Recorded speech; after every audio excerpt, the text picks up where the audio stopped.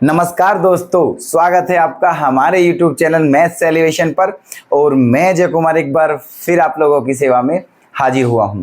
तो कैसे हो आप लोग? उम्मीद करता हूं सभी बेहतरीन होंगे और अपनी अपनी जो एग्ज़ाम है वो तो आपने दे दिया है दोस्तों। यूपी पुलिस कांस्टेबल का एग्ज़ाम, ठीक है, वो फिनिश हो चुके हैं कल, है ना। तो अब आप रिजल्ट का वेट कर रहे होगे, ठीक है, लेकिन अभी जल्दी में, ठीक है, एसएससी जीडी की वैकेंसी आने वाली है दोस्तों, ठीक है। अपडेट रहिएगा, ठीक है, कि किस एग्ज़ाम की।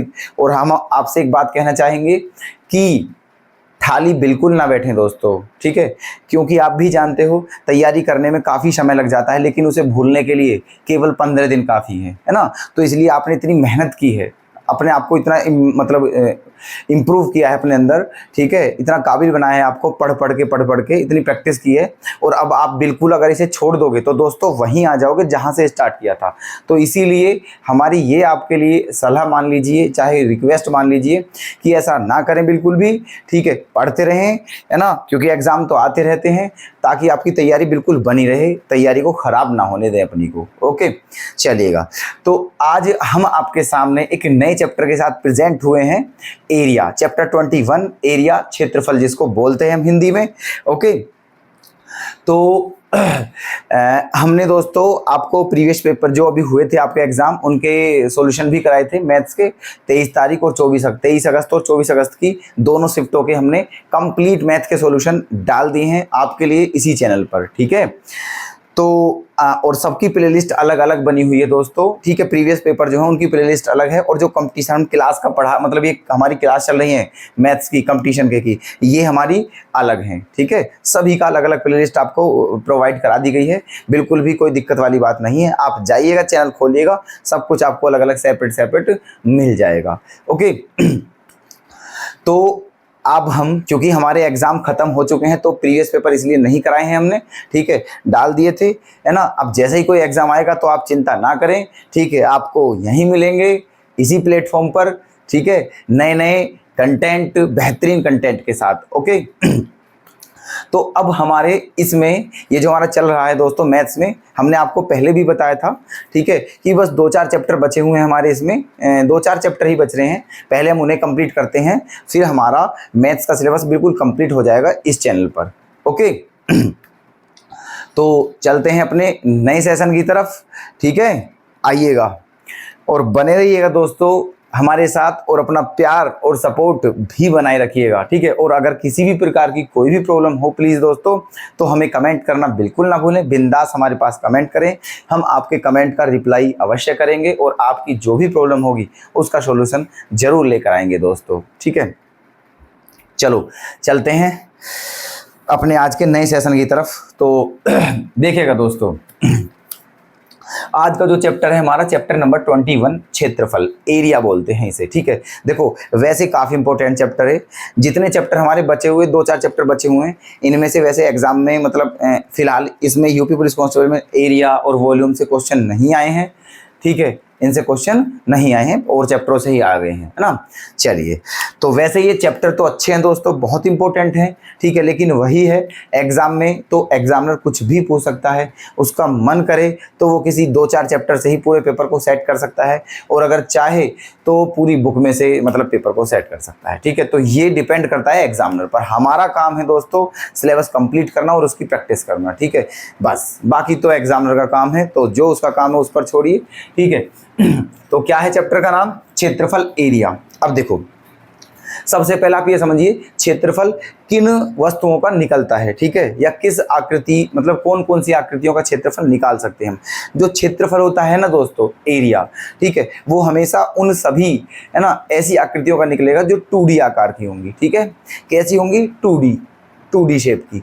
अब 2D को मतलब होता है 2 डायमेंशनल, ठीक है, मतलब ऐसी सभी आकृति का क्षेत्रफल हम ज्ञात कर सकते हैं जिनमें 2 भुजाएं होती हैं, चाहे वो लंबाई चौड़ाई हो, चाहे वो चौड़ाई ऊंचाई हो, चाहे लंबाई और ऊंचाई हो, मतलब 2 साइड होनी चाहिए, है ना। तो जिस भी आकृति में 2 साइड हैं, है ना, या जो क्षेत्रफल घेर रही हो, है ना, जो 3D ना हो, केवल 2D हो, उसी का एरिया हम फाइंड आउट कर सकते हैं, है ना। समझ लेना ये बात। जो 2D है उसका वॉल्यूम नहीं फाइंड आउट कर सकते हम, 2D का केवल एरिया ही निकाला जा सकता है, ठीक है। तो इस क्षेत्रफल में हम जितनी भी 2D में आती हैं सभी को पढ़ेंगे, ठीक है। मतलब ये जो चैप्टर है हमारा ये 2D है दोस्तों। इसके बाद फिर करेंगे हम आयतन, वॉल्यूम, वो हमारा 3D चैप्टर होगा, ठीक है। अब इस चैप्टर में आप जानते हो कि हमारा पढ़ाने का तरीका क्या है दोस्तों। जब भी हम कोई भी नया चैप्टर शुरू करते हैं तो डायरेक्ट क्वेश्चन नहीं करते हैं, सबसे पहले हम उस चैप्टर की डिटेल्स जानते हैं, उसके सारे फॉर्मूले पढ़ते हैं, उसके बाद क्वेश्चन पर चलते हैं। तो आज भी हमारा यही तरीका होगा, ठीक है, क्योंकि यही तरीका बेस्ट है दोस्तों। पहले चैप्टर की डिटेल्स जानना, उसके फॉर्मूले पढ़ना, फिर क्वेश्चंस करना, ठीक है। चलिए, तो देखो क्षेत्रफल में तो मैंने लिखा है दोस्तों ऊपर सम फॉर्मूलाज। तो सम का मतलब होता है कुछ और फॉर्मूलाज का मतलब क्या होता है, फॉर्मूले मतलब सूत्र। तो कुछ सूत्र, ठीक है। तो सबसे पहले देखो एरिया होता क्या है ये हमने आपको बता दिया है कि एरिया उन वस्तुओं का निकलता है जो 2D होती हैं, जिनमें 2 विमाएं होती हैं, ठीक है, उनका वॉल्यूम नहीं निकलता है, ठीक है। तो अब इनके फॉर्मूले जानते हैं और उन्हीं के जरिए और हम जानते रहेंगे जैसा भी है, ठीक है। तो देखिए सबसे पहले नंबर 1 ट्राइंगल की बात करते हैं हम, ठीक है। क्या है ट्राइंगल, तो क्या बोलते हैं इसे हिंदी में, त्रिभुज बोलते हैं, है ना। चलिए, तो त्रिभुज जो होता है हमारा 2D होता है दोस्तों। जितने भी फॉर्मूले बता रहे हैं ध्यान से समझते रहना, ये सारे 2D हैं, ठीक है, जिसकी हम लिख रहे हैं, है ना। अच्छा, तो देखना ट्राइंगल होता है दोस्तों 3, वैसे ट्राइंगल के 3 प्रकार होते हैं, 3 टाइप होते हैं, ठीक है। अगर भुजा के आधार पर बात करें, मतलब साइड के अकॉर्डिंग, तो भी त्रिभुज 3 ही प्रकार के होते हैं। और अगर एंगल के अकॉर्डिंग बात करें तो भी त्रिभुज 3 ही प्रकार के होते हैं, ठीक है। एंगल के अकॉर्डिंग बात करें तो भी 3 प्रकार के होते हैं। कौन कौन से, नंबर 1 न्यून कोण त्रिभुज, एक्यूट एंगल्ड ट्राइंगल, ठीक है। नंबर 2 राइट एंगल ट्राइंगल, समकोण त्रिभुज। और नंबर 3 ऑब्ट्यूज ट्राइंगल, ठीक है, अधिक कोण त्रिभुज, ठीक है। चलिए, और भुजा के आधार पर भी त्रिभुज 3 ही प्रकार के होते हैं। नंबर 1 समबाहु त्रिभुज, जिसे इक्विलैटरल ट्राइंगल बोलते हैं। नंबर 2 समद्विबाहु त्रिभुज, जिसे आइसोसेलेस ट्राइंगल बोलते हैं। और नंबर 3 विषमबाहु त्रिभुज, जिसे स्क्लेन ट्राइंगल बोलते हैं, ठीक है। अब समझिएगा ये होते क्या है। नंबर 1 समबाहु त्रिभुज, समबाहु त्रिभुज उसे कहते हैं दोस्तों जिसकी तीनों भुजाएं बराबर होती हैं। देखो जैसे ये समबाहु त्रिभुज है क्योंकि इसकी तीनों भुजाएं क्या है, बराबर बराबर, ठीक है। और ये बात आपको पता होगा कि किसी त्रिभुज के जितनी भुजा बराबर होती हैं उतने ही कोण बराबर होते हैं, या फिर जितने कोण बराबर होते हैं उतनी भुजा बराबर होती हैं, ठीक है। और त्रिभुज के तीनों एंगल जो होते हैं उनका सम, मतलब तीनों कोणों का योगफल क्या होता है, 180 डिग्री होता है हमेशा। किसी भी प्रकार का त्रिभुज हो, है ना, किसी भी त्रिभुज के आंतरिक कोणों के योगफल जो होता है वो 180 डिग्री होता है, आंतरिक कोणों का योगफल, अंदर वाले जो है, ठीक है। तो इस समबाहु त्रिभुज जो है इसकी तीनों भुजाएं बराबर हैं। मान लिया ये भी ए है, ये भी ए है और ये भी ए है, मतलब इस त्रिभुज की भुजा ए है, तो तीनों साइड बराबर हैं, तो तीनों एंगल भी बराबर होंगे। तीनों त्रिभुज कितने, मतलब तीनों एंगल कितने कितने के होंगे दोस्तों, 60 60 60 का, ठीक है। चलिए, तो इसका क्षेत्रफल क्या होगा, याद बिल्कुल ये जो फॉर्मूले लिखवा रहे हैं दोस्तों बिल्कुल ध्यान से समझिएगा और एक एक फॉर्मूला बिल्कुल नोट कर लीजिएगा, अपनी अच्छे से नोट्स बनाते रहिएगा दोस्तों, ठीक है। बहुत ज़रूरत पड़ती है इनकी, ध्यान से, है ना। तो एरिया समबाहु त्रिभुज का जो क्षेत्रफल होता है वो क्या होता है, √3/4 भुजा पे घात 2। भुजा का मतलब साइड, और साइड क्या मानी थी हमने ए, तो इसीलिए समबाहु त्रिभुज का क्षेत्रफल क्या हो गया है, √3/4 a²। इसका परिमाप क्या हो जाएगा दोस्तों, जिसे पैरामीटर बोलते हैं इंग्लिश में, परिमाप, वो क्या हो जाएगा, किसी भी आकृति का परिमाप क्या होता है दोस्तों, उसकी सभी भुजाओं को जोड़ देना, वो उस त्रिभुज का क्या, मतलब उस आकृति का क्या होता है, परिमाप होता है, ठीक है।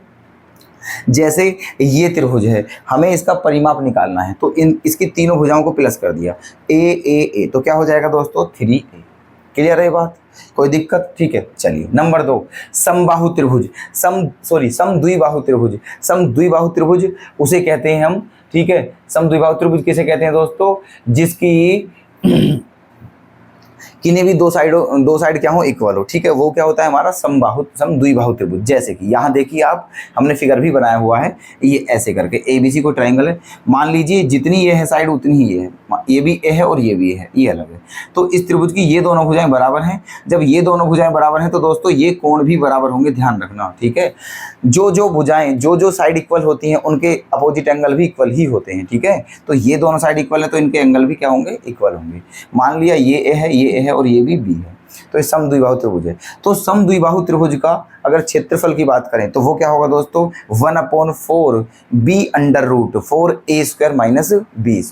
ठीक है, ये होगा, जहां a क्या है दोस्तों, इक्वल साइड, और b क्या है, थर्ड साइड। क्लियर। चलिए, अगर इसके पैरामीटर की बात करूं तो मैंने अभी बताया था किसी भी आकृति का पैरामीटर क्या होता है, उसकी सभी साइडों को जोड़ देना। तो इसके पैरामीटर की बात करूं तो तीनों साइड जोड़ देनी है, a + b, तो क्या हो जाएगा 2a + b। ओके। तीसरा, विषम बाहु त्रिभुज, स्क्लेन ट्राइंगल। तो ये क्या होता है दोस्तों हमारा, है ना, विषम बाहु त्रिभुज, ऐसा त्रिभुज जिसकी तीनों भुजाएं अलग अलग हों, उसे हम क्या बोलते हैं, विषम बाहु त्रिभुज बोलते हैं। ठीक है। चलिए, इसका क्षेत्रफल जो निकलता है दोस्तों वो ऐसे निकलता है, हीरो फॉर्मूला बोलते हैं इसे, √s s - a s - b s - c। ठीक है। तो विषम बाहु त्रिभुज का जो क्षेत्रफल निकालते हैं हम, वो किससे निकालते हैं, हीरो फॉर्मूला से निकालते हैं, हीरोन्स फॉर्मूला बोलते हैं इसे। ठीक है, ये करके हो गया है। अब आप पूछोगे कि s यहाँ कोई नई चीज आई है, ये s क्या बला है। ठीक है, तो s कुछ भी नहीं है, s को दोस्तों अर्ध परिमाप कहते हैं, इंग्लिश में सेमी पैरामीटर बोलते हैं, और ये क्या होता है, तीनों भुजाओं के योग का आधा। ठीक है, तीनों भुजाओं के योग का आधा। ठीक है। चलिए, अगर इसके पैरामीटर की बात करें तो क्या हो जाएगा, a + b + c। क्लियर। चलिए, वैसे तो त्रिभुज के 3 ही प्रकार होते हैं, लेकिन एक देखो ये समकोण त्रिभुज भी देख लेते हैं।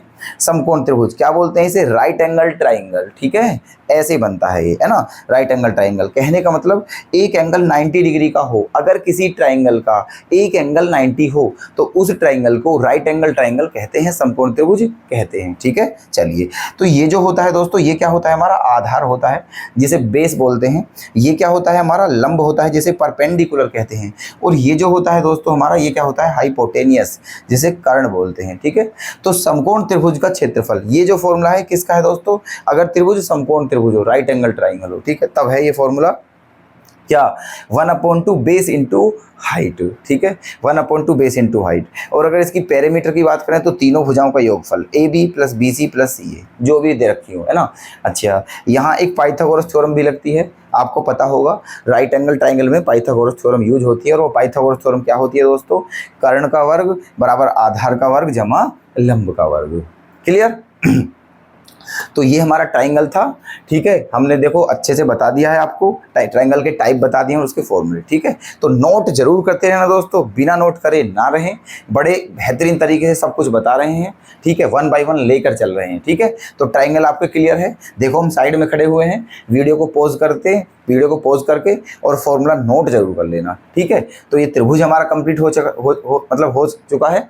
ठीक है, अब चलते हैं नेक्स्ट फॉर्मूले पर। ओके,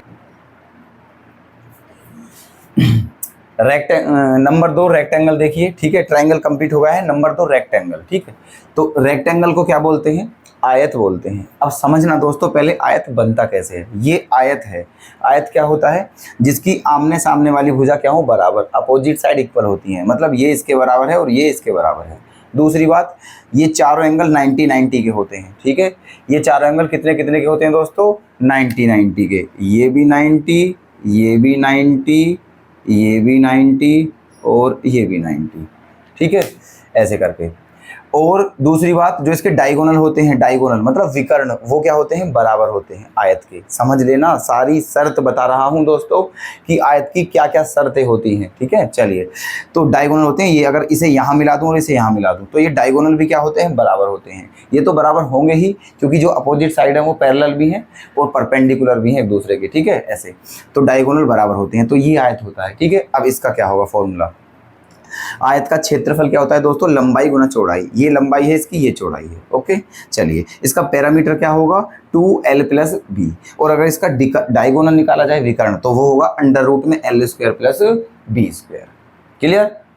अच्छा, अब आयत से ही बनता है समांतर चतुर्भुज। ऐसा समझ लीजिए आप कि आयत से ही बना समांतर चतुर्भुज, पैरेललोग्राम बोलते हैं इंग्लिश में। ठीक है, अब ये आयत है दोस्तों, ऐसे करके, ये आयत था ऐसे, इसे थोड़ा सा ऐसे घुमा दिया। देखना, आयत ऐसे था ना, आयत ये था, लेकिन इसमें क्या करा, थोड़ा सा ऐसे कर दिया, बस ऐसे टेढ़ा सा थोड़ा सा। ठीक है, तो क्या बन गया है, समांतर चतुर्भुज। आयत की अपोजिट साइड क्या थी, जो रेक्टेंगल है उसकी अपोजिट साइड क्या थी, इक्वल। तो इसकी भी तो अपोजिट साइड इक्वल ही होंगी, क्योंकि जो साइड है वो थोड़ा ऐसी तो की हुई है। ठीक है, तो इसकी भी अपोजिट साइड क्या होती है, इक्वल। ओके। अच्छा, अब इन दोनों में डिफरेंस क्या होता है, इसके ये चारों एंगल कितने के थे, 90 के। इसका कोई सा भी एंगल 90 नहीं होगा दोस्तों, ना तो ये ना ये ना ये ना ये ध्यान रखना। पैरेललोग्राम का कोई सा भी एंगल 90 नहीं होता है। नंबर दूसरी बात, इसके डायगोनल बराबर थे, इसके डायगोनल भी बराबर नहीं होते हैं, इसके डायगोनल अलग अलग होते हैं, ठीक है। तो ये होता है हमारा पैरेललोग्राम, है ना। चलिए, इसका एरिया क्या होता है दोस्तों पैरेललोग्राम का, बेस इनटू हाइट, मतलब आधार गुना ऊंचाई। अब ऊंचाई क्या होगी दोस्तों इसकी, आधार तो ये है लेकिन ये होगी इसकी ऊंचाई, जो है ना ऊंचाई उसे बोलते हैं हाइट, जो दोस्तों परपेंडिकुलर हो, ठीक है, उसे हाइट बोलते हैं। अब आप सोचोगे कि ये इसे भी तो हाइट ले सकते थे, जैसे यहाँ हाइट इसको लिया था हमने, यहाँ भी तो ऐसे हाइट ले सकते थे, ठीक है, नहीं ले सकते क्योंकि ये परपेंडिकुलर नहीं है, थोड़ा तिरछी है ना। तो इसलिए यहाँ से अलग से हाइट, यहाँ से एक कोई लाइन है वो अलग से ड्रॉ करो और यहाँ इस पर परपेंडिकुलर डाला, तो ये हाइट होगी इसकी दोस्तों, ठीक है।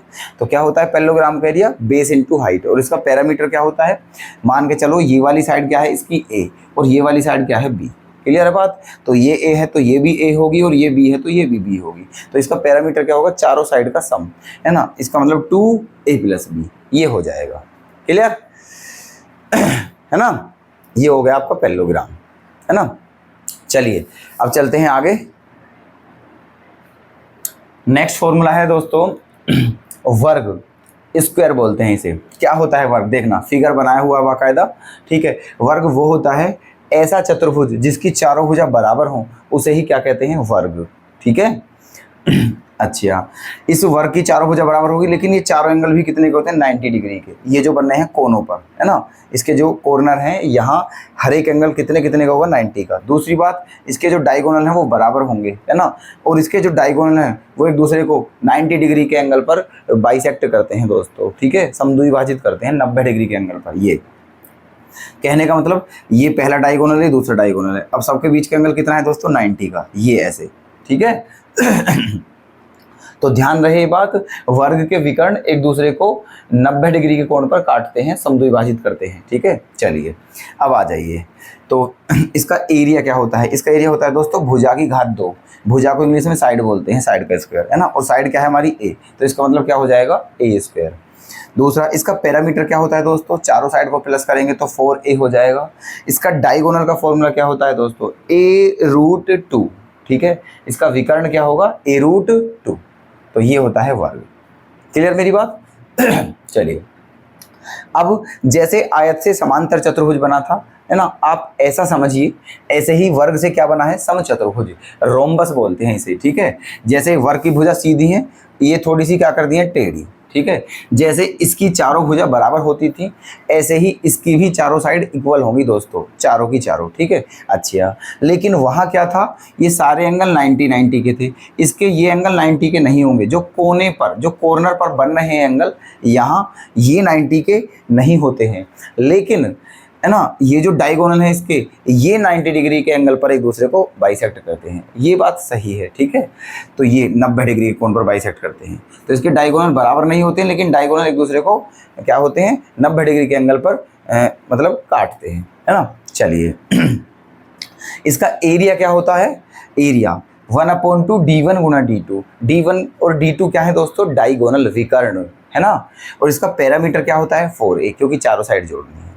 ओके, क्लियर है ना, है ना। तो ये हमारे 5 फॉर्मूले हो चुके हैं, 1 बाय 1 चल रहे हैं दोस्तों, सारे के सारे फॉर्मूले। ये चैप्टर बहुत अच्छा चैप्टर है, मतलब इसमें फॉर्मूले काफ़ी सारे हैं, ठीक है। अभी बचे हुए हैं कई फॉर्मूले, सारे 1 बाय 1 बाकायदा लेकर आ रहे हैं आपके सामने और अच्छे से एक्सप्लेन भी कर रहे हैं। बिल्कुल, बस दोस्तों आप ध्यान से समझ फॉर्मूले नोट जरूर करते रहना, ये हमारी आपसे रिक्वेस्ट है। सब फॉर्मूलों को बाकायदा फिगर बना के नोट करते रहना, बहुत ही काम आने वाली चीज़ है ये, ठीक है। चलते हैं नेक्स्ट फॉर्मूले पर। नेक्स्ट फॉर्मूला है दोस्तों समलंब, जिसे बोलते हैं इंग्लिश में ट्रिपेजियम, है ना, ऐसे बनता है। ट्रिपेजियम की डेफिनेशन क्या है, ऐसा चतुर्भुज जिसकी केवल 2 साइड पैरेलल हो, ठीक है, उसे हम समलंब कहते हैं या ट्रिपेजियम कहते हैं। जैसे कि ये ABCD, ये क्या है, एक क्वाड्रिलेटरल है, मतलब चतुर्भुज है ना, इसकी केवल 2 साइड पैरेलल होनी चाहिए, मतलब जैसे कि ये दोनों पैरेलल हैं, है ना, बस 2 साइड पैरेलल होती हैं और 2 साइड नॉन पैरेलल होती हैं, है ना, उसे हम समलंब कहते हैं। चलिए, अब फॉर्मूला क्या होता है इसका, एरिया का, समलंब का क्षेत्रफल होता है 1/2 समांतर भुजाओं का योगफल, है ना, और गुना उनके बीच की दूरी, है ना। चलिए अब जैसे कि दो समांतर भुजाएं कौन कौन सी हैं, ए बी और डी सी। ए बी जो है वो डी सी के क्या है, पैरेलल है, ठीक है। यहाँ जो ए बी है वो पैरेलल है किसके, डी सी के, समांतर है। ये पैरेलल का सिंबल होता है दोस्तों, ठीक है, समांतर है। अच्छा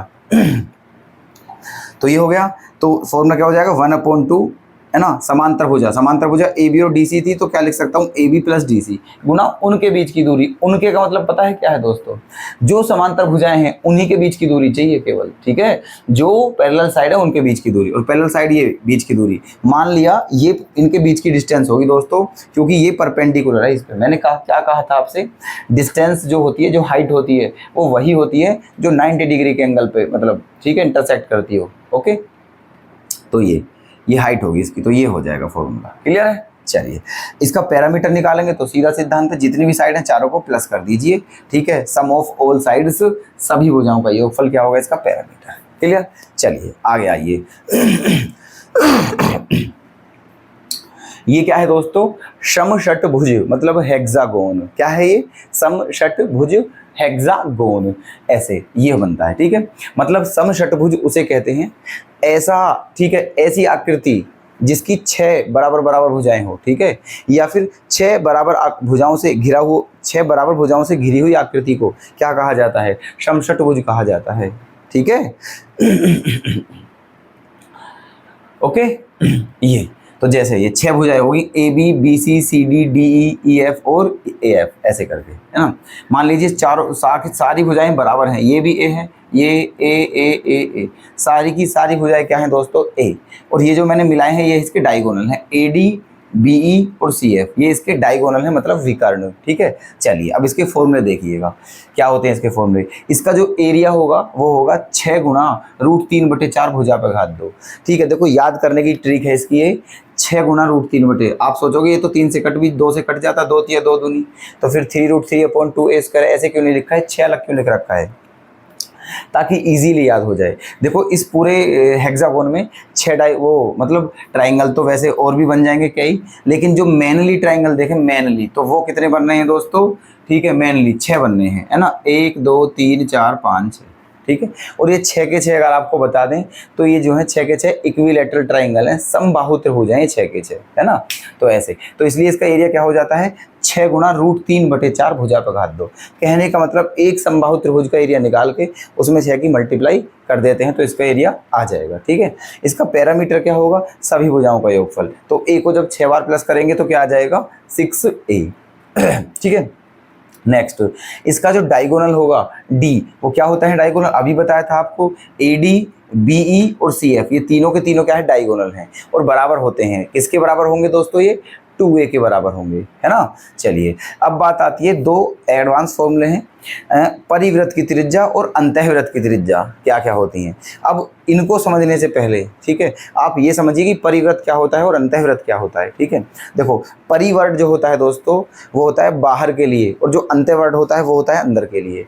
तो इस समषटभुज का परिवृत्त क्या होगा, ऐसा वृत्त जो इसके बाहर की तरफ बने, ठीक है, ऐसा वृत्त जो इसके बाहर बने, ये रहा देखो, ये परिवृत्त है, ठीक है, ऐसे। और ऐसा वृत्त जो इसके अंदर बने वो क्या होगा, अंतःवृत्त। क्लियर है बात, ये होता है।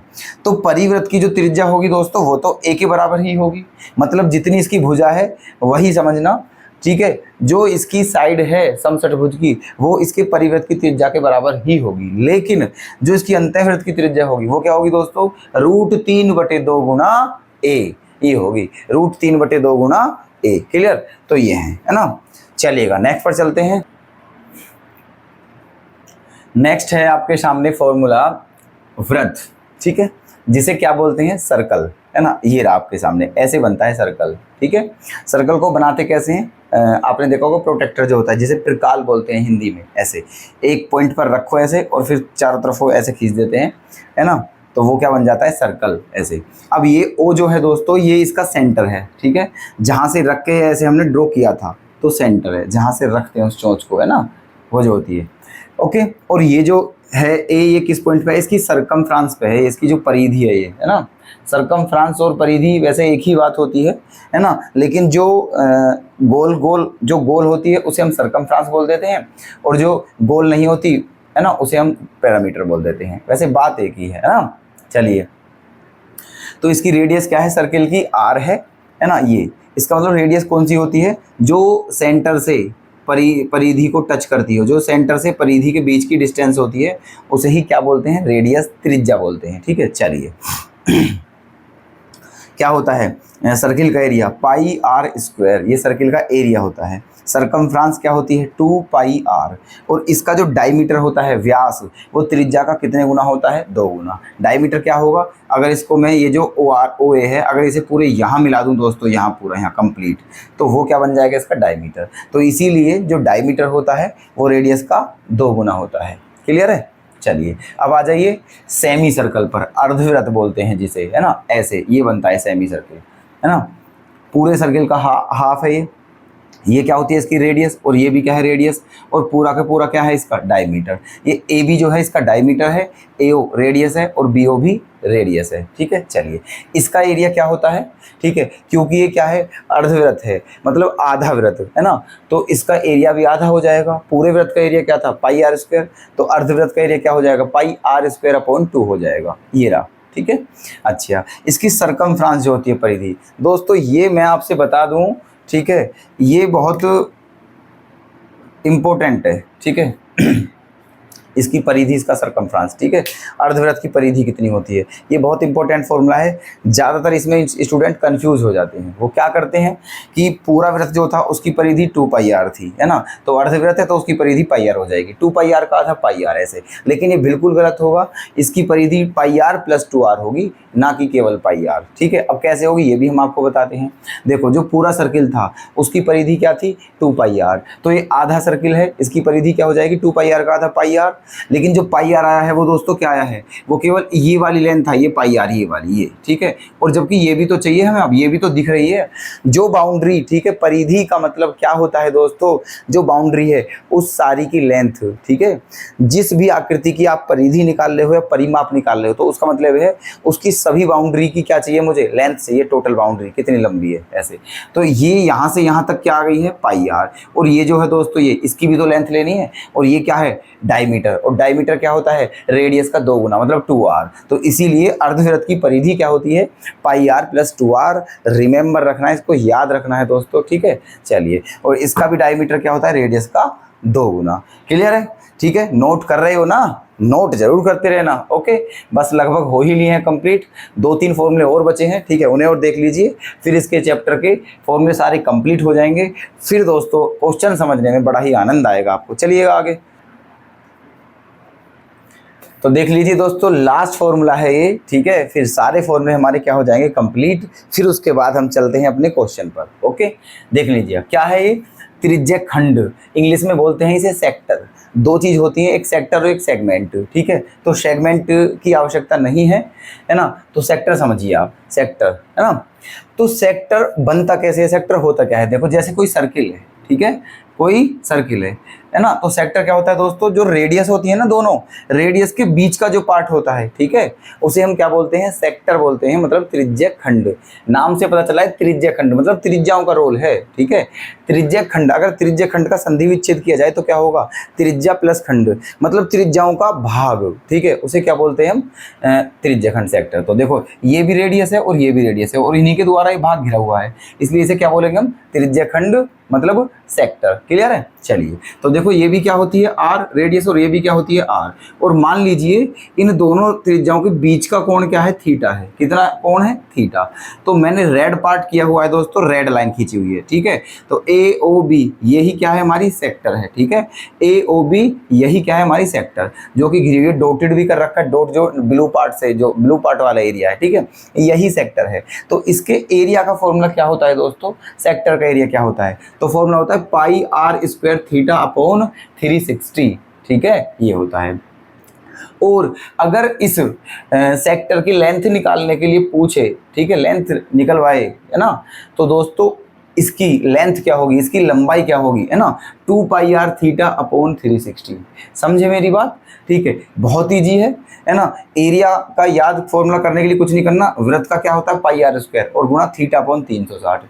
और इसका लेंथ क्या होगी, लेंथ क्योंकि पूरी सरकमफ्रांस की लेंथ क्या होती है 2 पाई आर, तो इसमें क्या करते हैं 2 पाई आर गुणा थीटा अपॉन 360। ठीक है, तो एरिया में भी क्या करना है याद करने की ट्रिक बता रहा हूं दोस्तों, समझ लेना ध्यान से। ठीक है, इसका एरिया याद करने के लिए बहुत आसान तरीका है। सेक्टर का एरिया क्या होता है, वृत्त का एरिया गुणा थीटा अपॉन 360 कर दीजिए बस। ठीक, और वृत्त का एरिया क्या होता है पाई आर स्क्वायर गुणा थीटा अपॉन 360, है ना। इसकी लेंथ क्या है, ठीक है, सर्किल की लेंथ क्या होती है 2 पाई आर गुणा थीटा अपॉन 360। तो एरिया में भी थीटा अपॉन 360 से गुणा कर दीजिए और लेंथ में भी थीटा अपॉन 360 से गुणा कर दीजिए। ठीक है, बस ये दो फॉर्मूले थे इनके। ठीक है तो दोस्तों हमारे सारे फॉर्मूले ये कंप्लीट हो चुके हैं एरिया के, ठीक है, क्षेत्रफल के। ओके, और उम्मीद करता हूँ आपको बहुत अच्छे से ये समझ आए भी हैं। ठीक है, क्योंकि देखो बिना फॉर्मूलों के क्वेश्चन बिल्कुल नहीं हो पाएंगे, समझ लेना मेरी बात। ठीक है, तो इसीलिए इन सबको नोट कर लेना दोस्तों और इन्हें अच्छे से लर्न कर लेना बिल्कुल रट के। ठीक है तो आज की अपनी इस क्लास को बस हम यहीं विराम देना चाहेंगे, क्योंकि लगभग आधे घंटे की क्लास हमारी हो चुकी है ना, और ये सारे फॉर्मूले हमारे कंप्लीट हो चुके हैं। ठीक है, वीडियो हमें ज़्यादा लेंथी बिल्कुल नहीं करनी है ना। तो आज की क्लास हमारी सारे फॉर्मूले में ही चली गई है, ये मान लीजिए आप। ठीक है, लेकिन बहुत इंपॉर्टेंट है। अब कल जो हम आपसे मिलते हैं दोस्तों नेक्स्ट वीडियो में, क्वेश्चन करेंगे कल वाली क्लास में। ओके, तो आज में हमारे फॉर्मूले थे, तो लर्न कर लीजिएगा इन्हें दोस्तों कल। तो मिलते हैं आपसे कल, ठीक है, एक मुस्कुराहट के साथ। अब चलते हैं दोस्तों, है ना। अपनी अपनी जो स्टडी है उसे बेहतरीन तरीके से करते रहे। ओके, और हाँ, आप हमें दोस्तों उत्साहवर्धन करते रहिएगा हमारा। अगर आप हमारी वीडियो को पसंद कर रहे हो तो प्लीज़ चैनल को सब्सक्राइब कर लें और वीडियो को लाइक करें, शेयर करें। ओके, तो मिलते हैं दोस्तों, धन्यवाद, बाय बाय।